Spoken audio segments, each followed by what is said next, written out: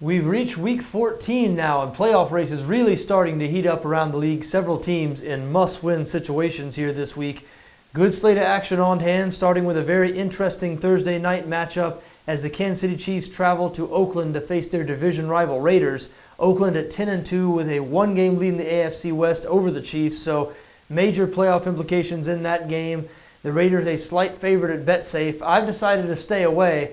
I do have a slight Oakland lean, but the Chiefs have just been so tough as an underdog this year. They've won their last 3 games outright in which they've been an underdog. So again, I'm staying off of that one, but I will be involved in 3 games here in this week 14, and I would like to go through them now quickly, starting in Carolina, where the Panthers host the San Diego Chargers. Carolina, a 1-point favorite at BetSafe, 48 the total in this game. These teams both suffered tough losses last week, and they're essentially eliminated from playoff contention. I mean, they're both still mathematically alive. San Diego at 5-7, Carolina at 4-8. But basically, it's done for these two teams. But I look at the Panthers in particular. They really feel like their season is spiraling out of control now. They were beaten 40-7 by Seattle last week, and on Monday, their head coach Ron Rivera saying he's concerned about the mental state of the team. Make of that what you will. They certainly didn't look too enthusiastic of last week's beating at the hands of the Seahawks. But more than their mental state, there's a lot of things physically wrong with this Panthers team, starting with their defense. It was so good last year when they won the NFC. Now, they have been without their leader, Luke Kuechly, for the past couple of games as he recovered from a concussion, and they might be without Kuechly again here this week. We don't yet know as of the time of this recording. But even when Kuechly's been out there, the Panthers have had major problems, particularly in the secondary. They are 30th in the NFL in passing defense right now, surrendering 277 yards per game. Actually, they're tied for 30th, so there's only one team, the Atlanta Falcons, that is surrendering more pass yards per game. That's bad news when you're going to face this San Diego Chargers offense and Phillip Rivers. Rivers having another brilliant season. The Chargers, 6th in the NFL in passing offense, 4th in points scored. They're averaging 27.8 points per game. So again, Carolina 30th in passing defense. Don't know how they're going to slow down Rivers and the Chargers. And you look at this San Diego defense, what they really do well is stop the run. The Chargers 3rd in the NFL against the run, surrendering just 89.1 yards per game. We know the Panthers like to run the football. They're a run-first offense.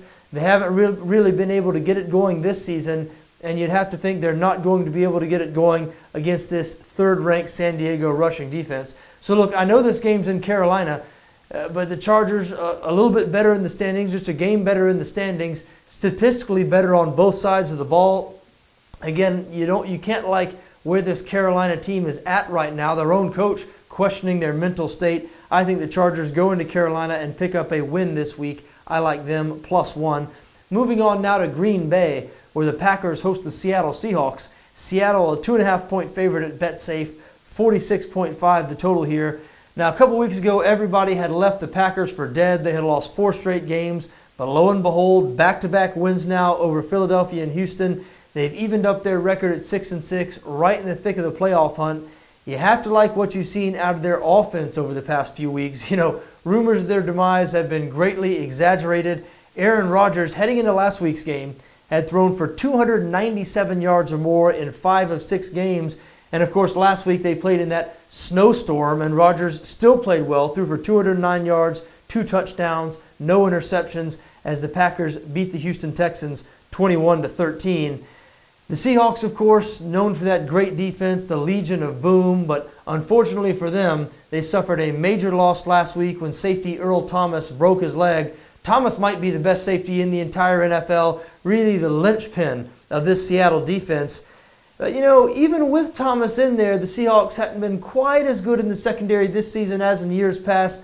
Just 9th in the NFL in passing defense right now. And as we said, without Thomas now going forward, he's really an irreplaceable piece. Remains to be seen what the Seattle defense is going to look like now. They're still going to be good, of course. We know too many playmakers at every level, but they certainly won't be as good without Thomas. And like we said, they were already not quite to the level they had been in years past in the secondary.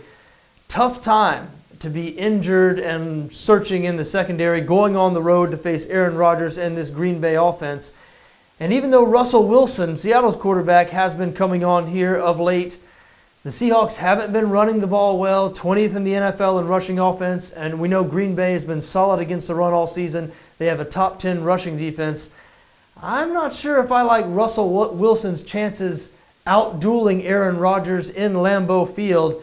The Seahawks with a comfortable 3-game lead in the NFC West, so they really don't have to have this one. The Packers do have to have this one. I like Green Bay here. I think they're going to pick up a home win, improve to 7-6 on the season. Seattle can clinch the NFC West if they win and the Arizona Cardinals lose. But as I said, I'm not sure the Seahawks are going to be able to win this one. A very tough ask. Down Earl Thomas, going on the road to face this Green Bay team that has won a couple straight. I like the Packers there, plus 2.5. Final game I'm involved in this Week 14. What about the Atlanta Falcons going on the road to face the LA Rams? The Falcons a 6-point favorite at BetSafe, 45 the total in this game.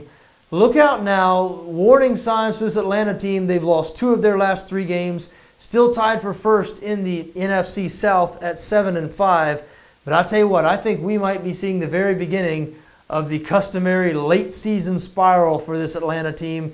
You haven't heard people start to say that yet, but if they lose to the Rams this Sunday, rest assured you will hear people begin to say that. And you know what? I think they just might lose this ball game. I really do. I know the Rams struggling at just 4-8 on the year.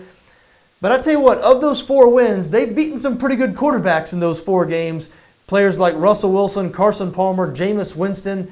And of those 3 games, only Jameis Winston and the Bucs scored more than 13 points. Facing another excellent quarterback here in Matt Ryan. But Ryan, his best weapon, will be hobbled here. Julio Jones suffered a turf toe injury last week against Kansas City.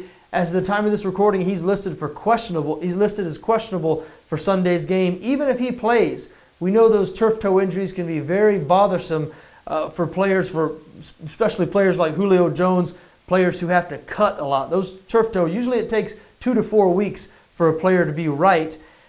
Now Atlanta still is good on offense. Even with Jones going half speed, they've been excellent on that side of the ball all year long. But the Rams, pretty solid on defense, 10th in the league in total defense, 9th against the pass. As we said, they have fared well against some good quarterbacks this season. Look, the more problematic thing from an Atlanta perspective is their defense. They are terrible on that side of the ball. Last in the NFL against the pass, 29th in points allowed. They're surrendering 27.6 points per game. Only New Orleans, Cleveland, and San Francisco worse in that department. Now look, the Rams have not been good offensively, breaking in their rookie quarterback Jared Goff. It's been a tough 3 starts for Goff. He's faced 3 good teams in Miami, New Orleans, and New England. The latter 2 of those games have come on the road. Now he returns home to face a really bad defense. This a good scenario for Goff. I think he should be able to really make some positive strides here and put forth his best performance as a professional. I also think we're going to see Todd Gurley get going in this game. Gurley has been frustrated all season, but he's facing a porous Atlanta run defense now. The Falcons surrendering 4.3 yards per carry this season. I think Gurley finally busts out with his first 100-yard game of the year. I just don't like Atlanta in this spot. They're taking their bad defense across the country. Julio Jones is hobbled. The Rams coming off a couple of tough performances, really tough losses. I think they get it together here. I think they might win this game outright. I like them as a 6-point dog against the Atlanta Falcons. There you have it. Those are my thoughts for this Week 14. I like the San Diego Chargers, +1 on the road in Carolina. I like the Green Bay Packers as a 2.5-point home underdog against the Seattle Seahawks. And I like the LA Rams, +6 against the Atlanta Falcons. Folks, I wish you best of luck whatever you decide to do in this Week 14, just so long as your interests don't conflict with my interests. Enjoy the games.